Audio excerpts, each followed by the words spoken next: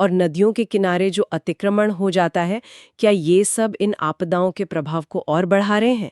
यानी ये सिर्फ प्राकृतिक आपदाएं नहीं हैं, हाँ। इनमें मानवीय दखल का भी बड़ा हाथ हो सकता है। हाँ, कई विशेषज्ञ यही मानते हैं कि बहुत सी जिन्हें हम प्राकृतिक आपदाएं कहते हैं, उनका प्रभाव मानवीय कारणों से कई गुना बढ़ जाता है।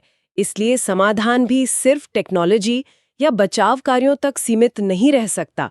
इसमें बेहतर प्लानिंग चाहिए, सख्त रेगुलेशंस चाहिए और प्रकृति आधारित समाधान जैसे पेड़ लगाना, वाटरशेड मैनेजमेंट, इन सबको शामिल करना होगा। तो हमने आज जम्मू कश्मीर में हाल की मानसून आपदाओं की भयावहता देखी, उसका असर समझा, बचाव कार्यों पर बात की। वैष्णो देवी से लेकर किश्तवाड़ और डोडा तक कई इलाकों में भारी तबाही हुई है।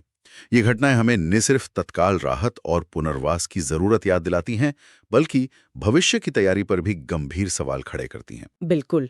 और शायद आखिर में सोचने के लिए एक बात ये है, ये घटनाएं सिर्फ एक चेतावनी नहीं है, ये एक अवसर भी हो सकती हैं कि हम रुकें और सोचें कि कैसे हम पहाड़ी क्षेत्रों में, जो इतने सुंदर और इतने महत्वपूर्ण हैं, प्रकृति के साथ ज्यादा तालमेल बिठाकर, ज्यादा टिकाऊ तरीके से और ज्यादा सुरक्षित तरीके से रह सकते हैं और विकास कर सकते हैं। सवाल यह है कि क्या हम इस अनुभव से सीखेंगे और भविष्य में ऐसे नुकसान को कम करने के लिए जरूरी कदम उठाएंगे। ये चुनौती मुश्किल है, लेकिन इस पर काम करना बहुत जरूरी है।